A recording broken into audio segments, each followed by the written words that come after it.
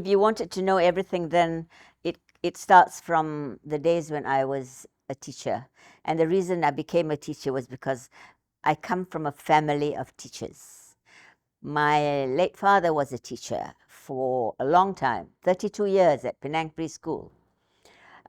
Somebody we are very, very proud of, because, you know, to us, he was the epitome of a wonderful human being who really loved his work, and his students loved him. And until, well, maybe not necessarily today, because he's passed on for some time now, but there have been so many people who would say, come to me and say, "You're Bhasha Merican's daughter." Oh my God. You know, it's like, how wonderful to be remembered. So I didn't last very long as a teacher, though, because teachers at that time were paid peanuts. Peanuts, yes. And then after I became a teacher, I left, and I went into broadcasting as a freelancer. I couldn't do broadcasting on a full-time basis because I never went to the university, so I do not have a degree. So the radio station would not employ me full-time. But never mind, because as a part-timer, you can earn much, much more money than you can as a full-timer. But of course, you got to work. You got to work long hours. You got to work from about 6 in the morning when radio starts until about 12 midnight, you know. But it was fine for me. I just loved broadcasting. I still, until today, love broadcasting. I think broadcasting is one of the most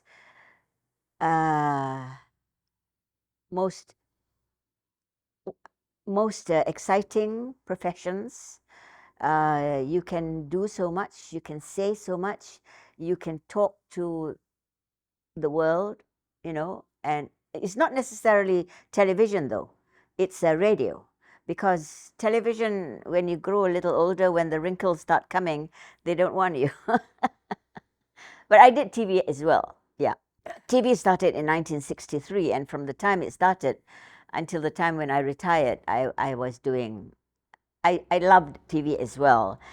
And then, while I was doing part-time radio and TV, I thought to myself, this can't go on forever because I will grow old before my time.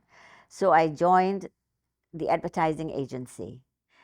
And I'm one of those kinds of people, Mindy, who I'm very loyal.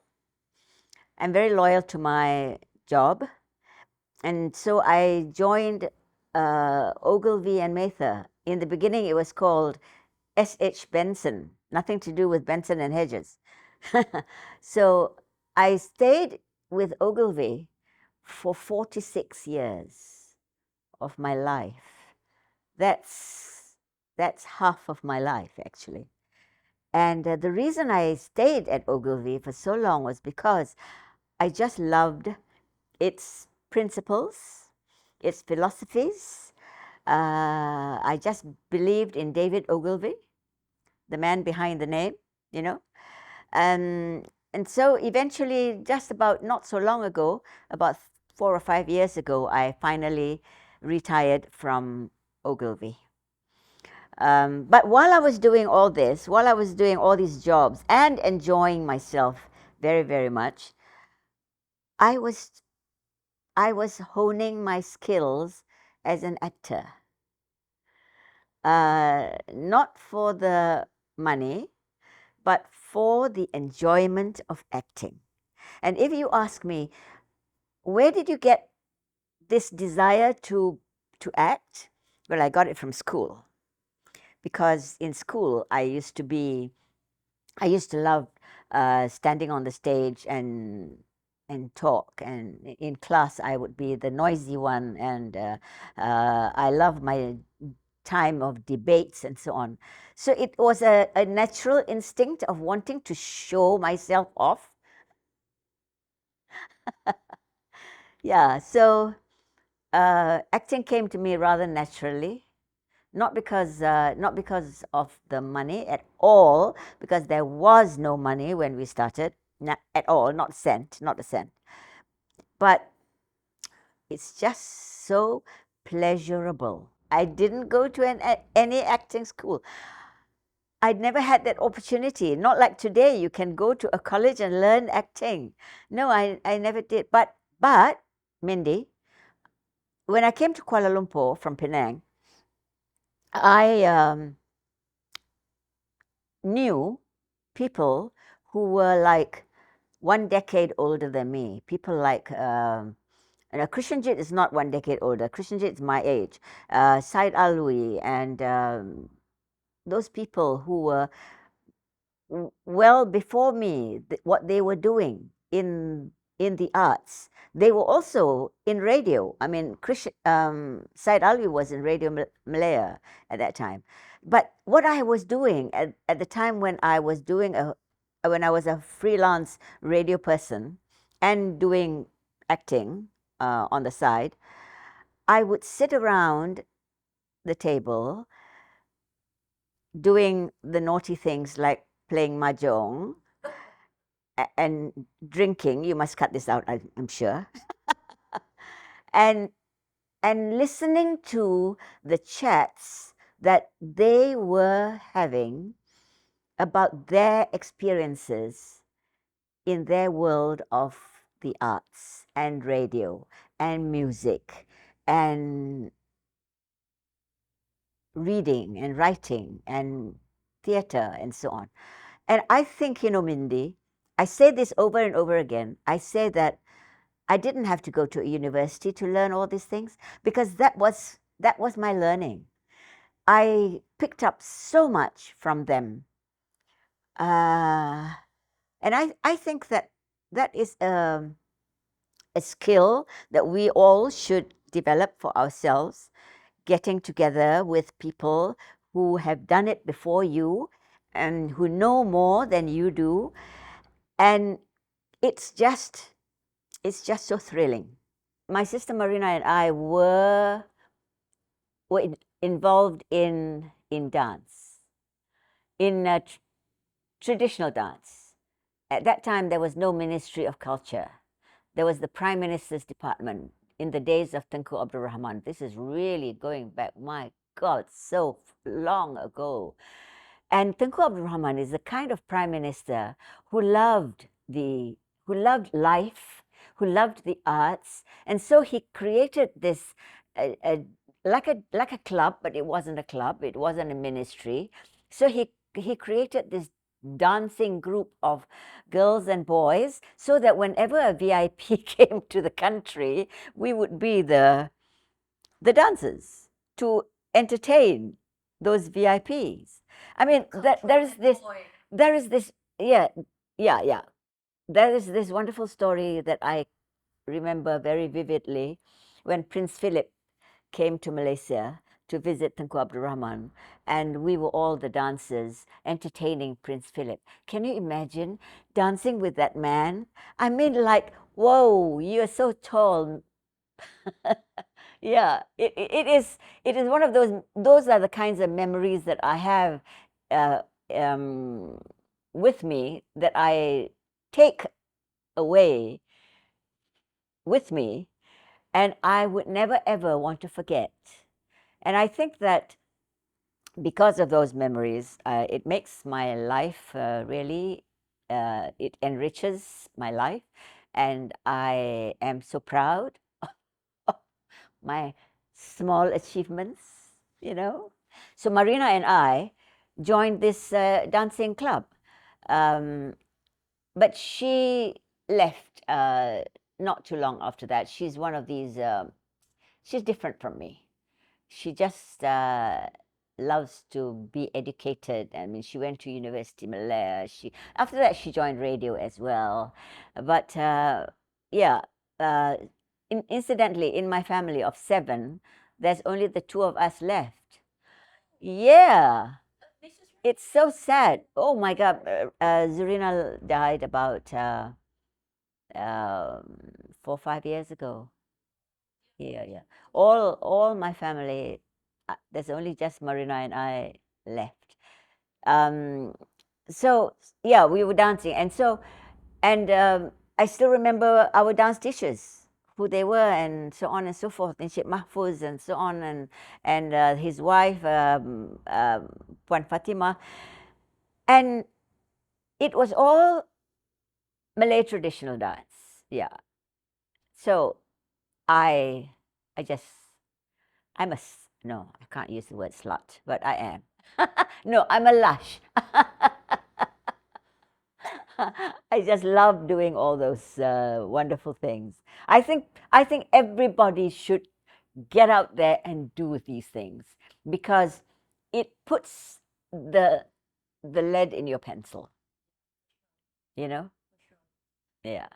No, I didn't have to fight my way uh, through, but I did have to fight my way to do a television version of Tok Perak, because at that time Said Alwi and I had a falling out, and so he, as the director, wanted to teach this young girl a lesson, and so he made me wait and wait and wait for those short little scenes that I had to do in Tok Perak. So I never liked film from then on.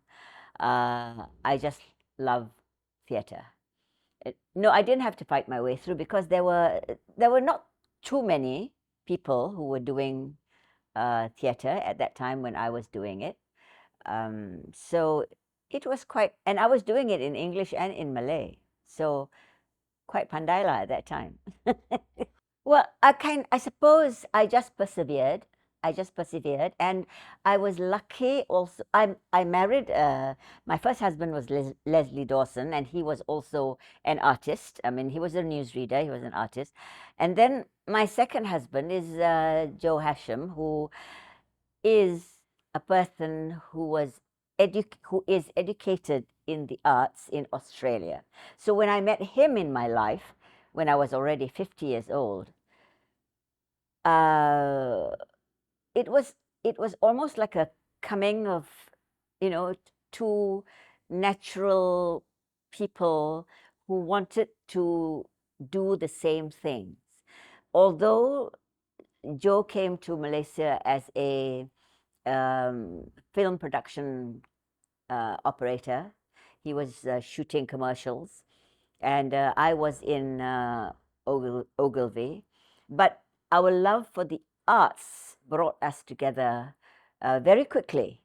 And so I said to Joe, forget about having a company of doing commercials.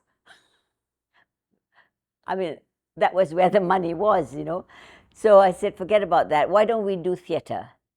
So because I was already coming close to retirement age at Ogilvy, so we decided that we must put our resources together, put our brains together, put our talent together, and our artistic skills together, and we must build our own theatre space. People thought we were mad, but you cannot do theatre seriously if you didn't have your own theatre space, because wherever you go, they will say, okay, this place is not available right now, and so on, so on. So our first theatre space was the place at underneath Dataran Merdeka, which is historic for the country. That's where Merdeka was announced in 1957. And there was this underground place called Dataran Merdeka. And that's where Joe, during one of his recce's, found this space. And we thought, my God, so perfect, because it is underground. It is like something you read about most of the time. It doesn't happen in real life, but it did. And it lasted us 8 years before we lost it to the floods in Kuala Lumpur one wonderful day. And that, I suppose, that place underground helped us, not just us, but also helped a lot of theatre people who wanted to do theatre but couldn't find a space, because you can't go to DBKL and University Malaya Experimental Theatre and so on. They just don't belong to you. So these theatre people like Huzair Sulaiman and Harith Iskandar and Bernard Goh and Lee Swee Kyong and so many people were thrilled at the fact that we have a little space underground which only had 153-seater, the main the big theatre, and then we had a little black box as well that only seated 90. But it was the start, it was the beginning of the arts blossoming in Kuala Lumpur. It didn't blossom too many other places in the country, though, unfortunately. Although it did happen in Penang a little bit, and in Malacca a little bit, and in Johor. But in Kuala Lumpur is where it really blossomed. And I must say that it is because of the Actors Studio at Plaza Putra that helped it happen. Because otherwise, we would still be going along, trying to look for space and borrowing, and it wouldn't have worked. Then, after we lost the space due to the floods, we were fortunate enough to have had Bangsa Shopping Centre, BRDB, come and speak to us before the floods, spoke to us and said, would you like to start up a theatre here? They had 2 cinemas side by side, and it was empty for the longest time. And so Joe and I went there with our designers, Ming Jin and Mac, and of course we didn't turn them down. Of course we said yes.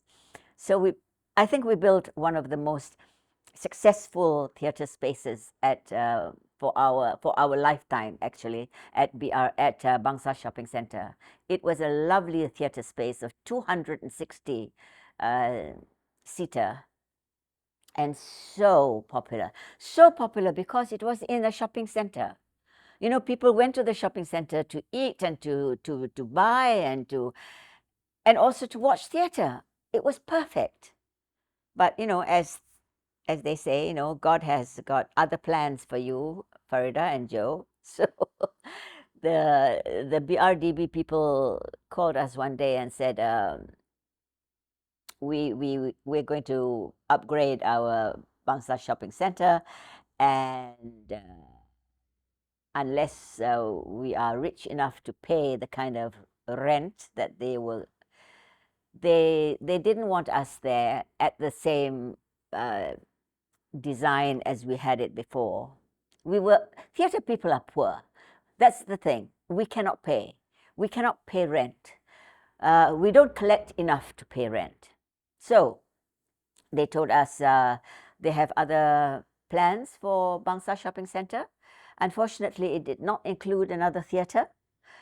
So we left, but we had a godfather, we had a friend, a really good friend in the form of YTL, Tan Sri Francis Yo, who helped us with this KLPAC first, and then helped us again when we lost Bangsa, helped us again to open up a little theatre at Lot 10.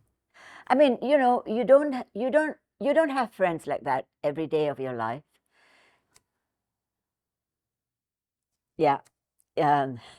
It always wants to bring tears to my eyes when I talk about these things. But if we didn't have friends like Tan Sri Francis, and also our beloved Prime Minister then, Pak La, and his late wife, Kak Indon, we would not have been able to do what we are doing here at KLPAC. This is God sent. This is the best thing that could ever happen to the performing arts industry of Kuala Lumpur. And it was made possible by Pak La, Kak Indon, and Tan Sri Francis. It doesn't belong to us. It belongs to the people of Kuala Lumpur. As Tan Sri Francis says, he promised Patlah that it would belong to the people of Kuala Lumpur. We are here to run it as though it is ours. And I think it is a great success story. It's now 18 years old, and we just hope it will go on forever and ever, so that all the little children who are here now will one day grow up to do theatre in this place. And of course, this is not enough. This is not enough for Malaysia. Malaysia needs more than this.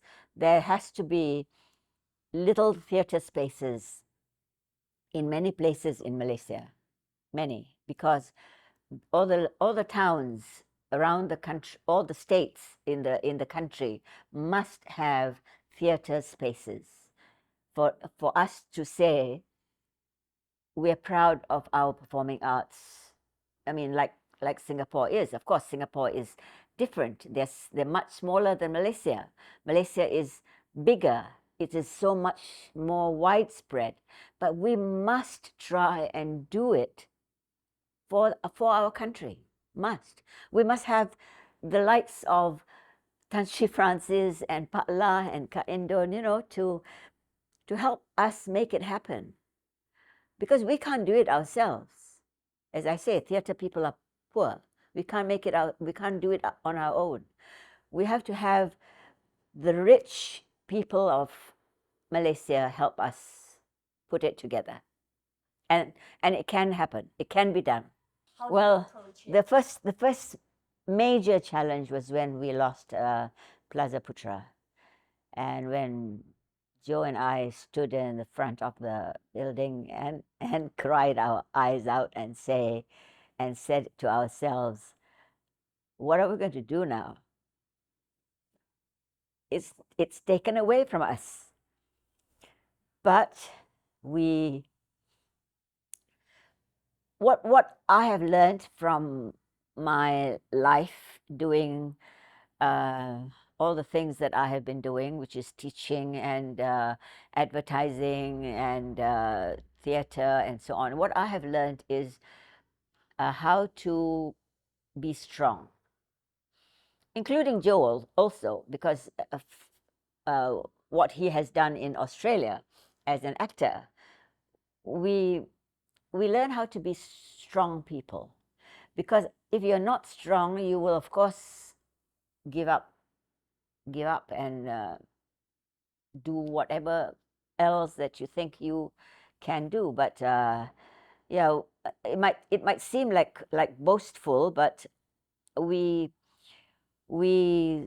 started again at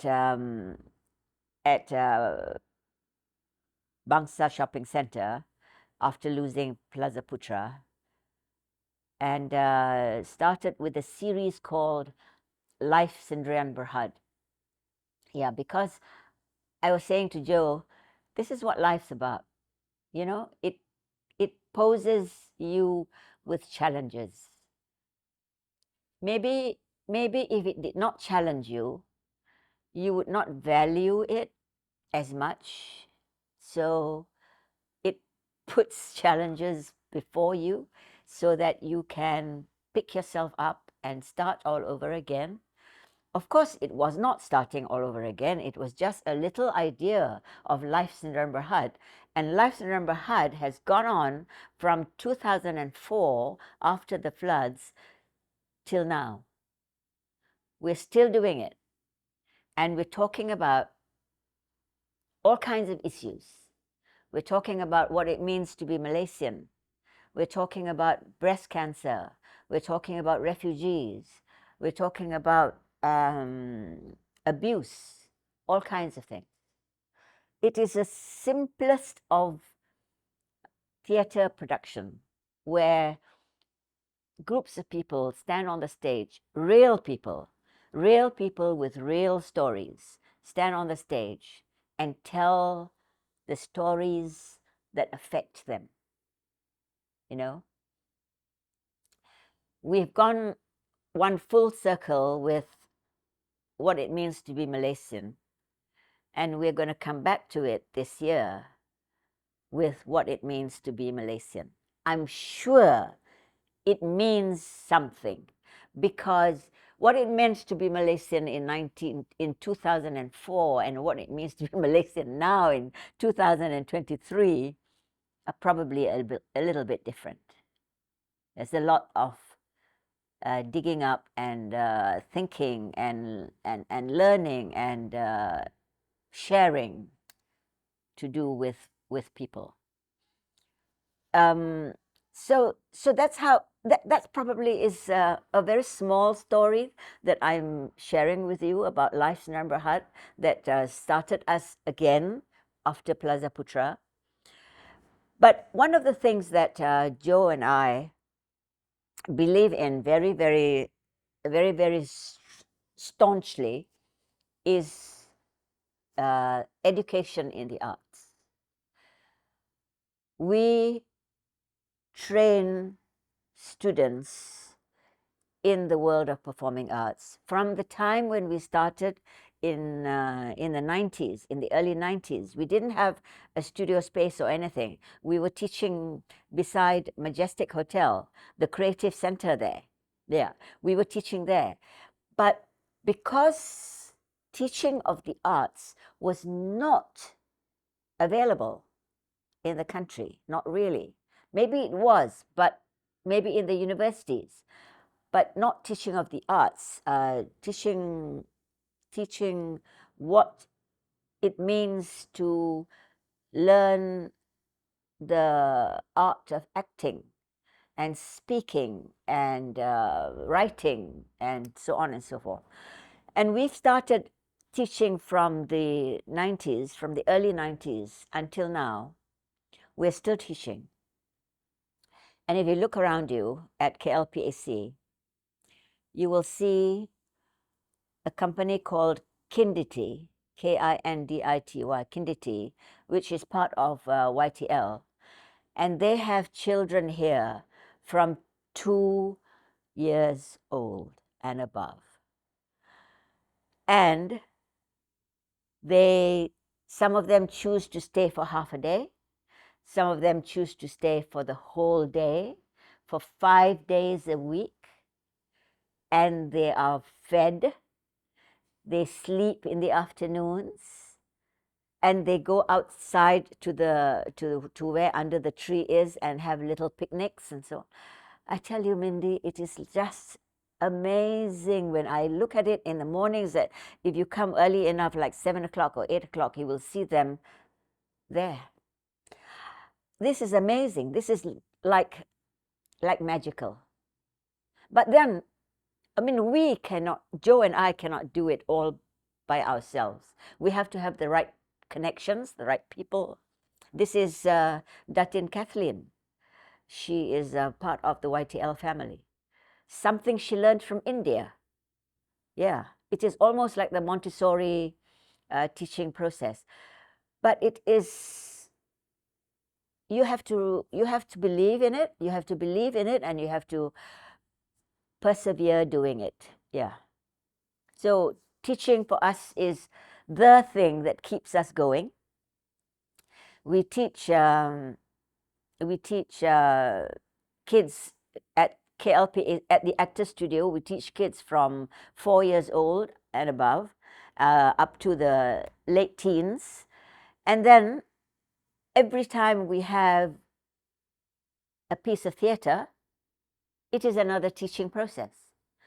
But there's one major teaching effort that we have put in, that Joe and I have put into this world of performing arts, and that is, we have joined hands with Taylor's University, and that relationship has developed what is called a degree program for the performing arts called TUTAS, Taylor's University, the Actor Studio. And Joe and I have always, I mean, Pak Lah was the person who said to us one day when he was walking towards KLPAC, he said to us, "You cannot do this just as a theatre house. You have to join hands with the institution of higher learning. Otherwise, it does not mean very much. And I mean, those were very meaningful words. It is true. You have to join hands with an institution of higher learning before you can say, we've done it, or this is the way to go, you know? And after the Actor Studio has developed Tutas, we now are hearing that other institutions like Sunway is also wanting to do the same, a degree program. I mean, Aswara already has a degree program. And so obviously, we are touching and pressing the right buttons. And it is, what can I say? It's so important and it's so necessary. I think the biggest personal obstacle that we face, both Joe and I face, is the fact that we don't have enough funds in our life to want to do everything that we want to do for the performing arts. We don't have enough money. I mean, I'm very fortunate because I have worked all my life. Joe is very fortunate because he has worked all his life. But many people kind of ask me, Faridah, how do you do it? Well, the only answer I can give is you have to work first. You have to earn a living. And then the money can help you do something. But my biggest despair is the fact that we were not born with a silver spoon in our mouths. But we must be thankful for what we've got and for the mindset that we have and the determination that we have also. And the fact that Joe and I work very well together. You cannot do this unless you work very well together. So I have no regrets. I have no regrets at not having enough money to do more than what we are already doing. I think love is very important. It's not I think, I know. But it takes time to nurture it, to develop it, to find the right partnership, not just between Joe and I, but also the right partnership with our staff. You know, there is so many members of our staff who have been working with us from the days of the Actor Studio, which is 30 over years ago. And they are still working with us. Like Ian Chow is one of them, who is our group general manager. I mean, you must have that kind of bonding with your staff. Of course, you cannot keep everybody, you know, but that's what you have to. That's what you have to endeavor to find the right people who believe in you.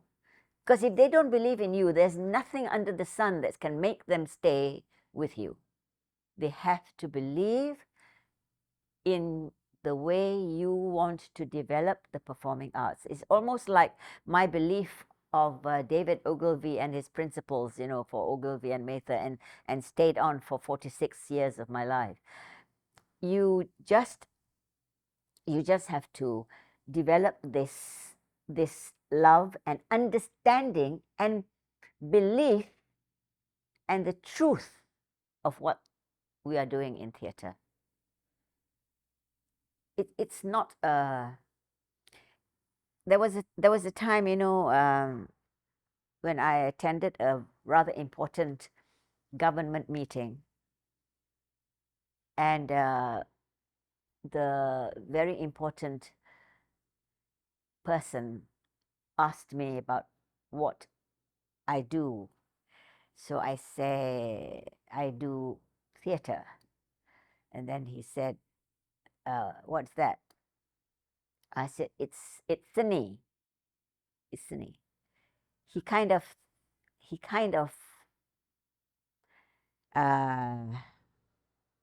said rather wickedly, oh, a tiger show is also seni.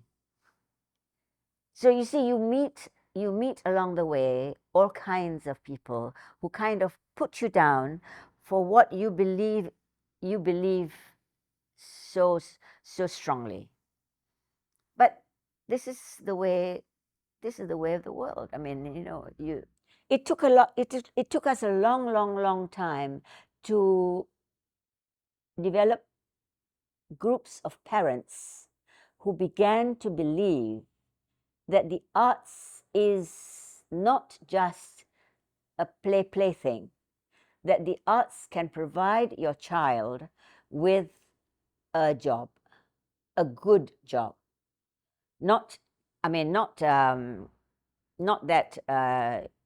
maybe not that you will become rich, but then if you look around you, Ramli Ibrahim is very rich, Harith Iskandar is very rich, Aflin Shauki is very. They have believed in what they are doing, and they are making a name for themselves. And some film stars, the KRU brothers, are very rich. So it can work for you as long as you want to. Maybe the word is suffer through it in the beginning, because it's not going to come easy. Yeah, but then on the other hand, if it comes too easily, then you might not value it so much. So we are happy to relate stories of how some parents have come around and allowed their children to study the arts. It comes with education. And this is something that is very much lacking in this country of ours. The education in the performing arts in schools, right from the primary school or kindergarten right up to Form 5, because right now what our students are going through is the performing arts is only given to them on a platter after they finish Form 5 or Form 6. That's too late. That's far too late. We have to be taught from primary school. I mean, when I was in school, I was fortunate enough to be doing whatever I loved to do from primary school onwards, and I am sure that is a thing that has stuck in me, you know. But it was all one of our prime ministers took that all away from us, and we're now like 3 or 4 decades behind time, because we wanted to study science and technology and not the arts and sports anymore. So it has put the country back so much. What can you say? We are at fault because we voted them in. Yeah, it's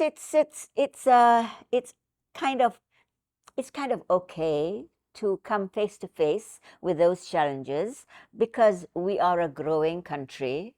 We were third world for a long time, and now we're beginning to come out of the third world mentality and sentiments. But there are still people who think that what we are doing is against the teachings of God or Islam or whatever it is. I mean, not just Islam, also Christianity and everything else rolled into it. However, as I say to you, and I believe this very strongly, if we don't start bringing the teaching of the arts in schools, we'll be forever third world or worse. Yeah. I mean, the wonderful story of a Streetcar Named Desire is that is a classic. We didn't create it to be something lush and unpalatable to people. It is a classic. When Marlon Brando did it with Vivian Leo, I think it was it it boils down to not being educated.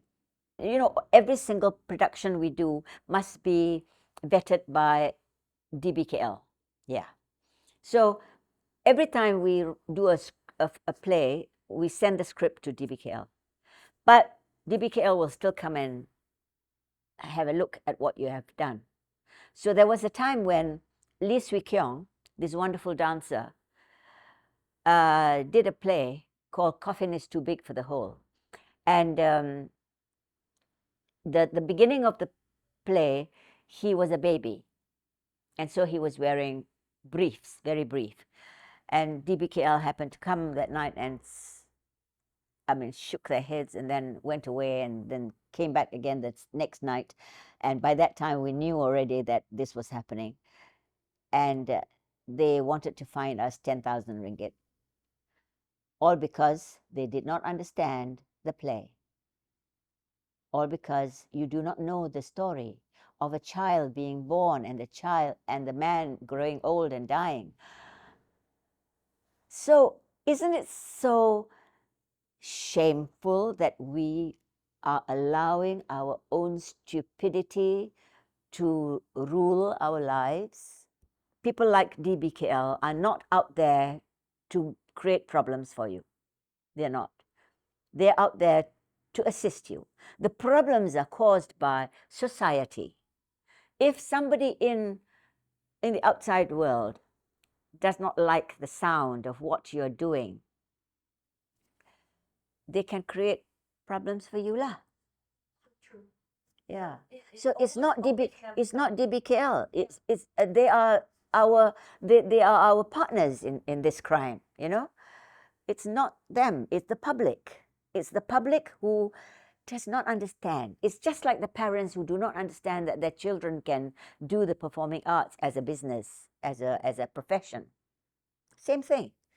Well, it's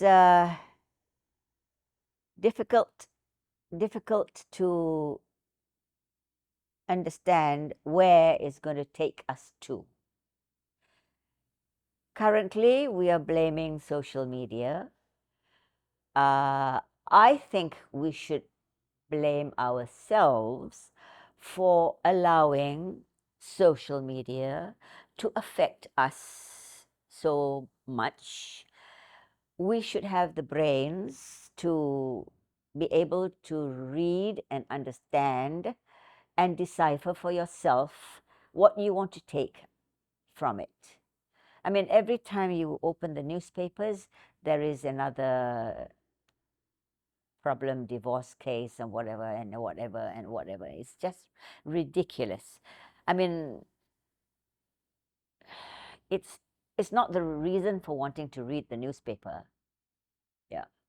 I do not think there is too much criticism that's being levied at us, Joe and I. We get a lot of praise, although sometimes I'm not sure whether this is the way it should be, whether it should be praise only. No, maybe the critiques are quiet somewhere else, not telling us in our ear. But it would be good to have critiques come and tell us what we're doing right or wrong. We can learn from it. Yeah. It has been with me all my life, censorship, because when I was working in TV, I used to sit through with the censor board people and looking at the films and censoring it with them. Some of the censorship that is used for our work of art, like Zahim al-Bakri's film, for instance, that kind of censorship, I think, does not augur well for our industry, for our artists, for our people who want to create a business.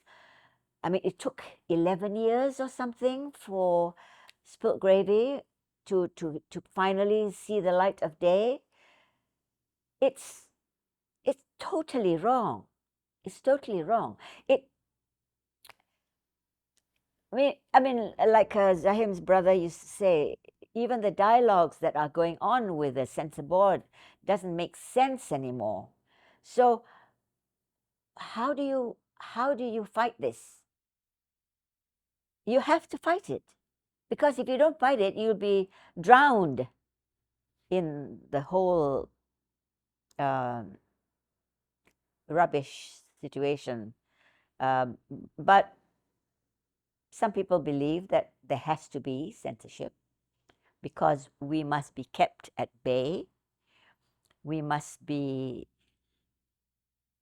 tunjuk ajar, you must be taught properly.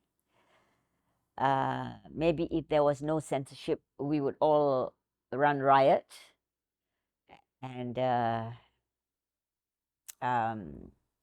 have not been affected so much by censorship, because when I was working in advertising for all those years, every single script had to go for censorship as well. And I mean, it really brings out the ugly side of you, because you have got to speak to people who are not necessarily on your wavelength, on your level. Yeah. But we have to live with it. But again, I say to you, Mindy, it has to be education. It can only be removed from our society if we are taught properly. What happens when you're not here anymore, Faridah and Joe, and you're in the theatre in the big sky up there? We have developed a foundation. The Actors Studio has developed a foundation, and we have got some people chosen to look after the foundation, because if we don't do that, then the Actors Studio may not survive. KLPAC is different because that's YTL. So we want the Actors Studio and KLPAC to survive. So we have set up a foundation. And on top of that, as I said to you, we believe in employing people whom we can trust, who we know will see this through forever and ever. You can't be there for them forever, but you can certainly leave behind the legacy. And if they trust you and believe in you, and they will make sure it happens, it carries on. Because can you imagine a world without the performing arts? Amazing. Cannot, impossible. Yeah. It's horses for courses. It is each individual will find a way to handle the problems that come with the job. Some people run away from stress. Yes, some people run away if the job becomes too difficult. Some people are not given the chance to prove themselves long enough to fall flat on their face many times over and pick themselves up again. I suppose I can't answer that question for everybody, but Joe and I, we laugh a lot, and we fight a lot, and we argue a lot, and we discuss a lot. So we do all these things that come naturally to people, certainly we are not so special that we do not have the problems of life. Of course we do have, but the fact that we love each other is very important, and the fact that we love doing what we are doing is even more important. We love doing this. We love it so much that we will never let anything come in between this and our lives and the lives of all the other people who are working with us. Yeah.